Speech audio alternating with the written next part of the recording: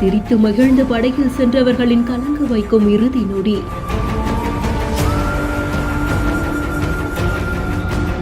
நெஞ்சை உறைய வைக்கும் படகு விபத்தில் ஒரே குடும்பத்தை சேர்ந்த 5 பேர் பலியா?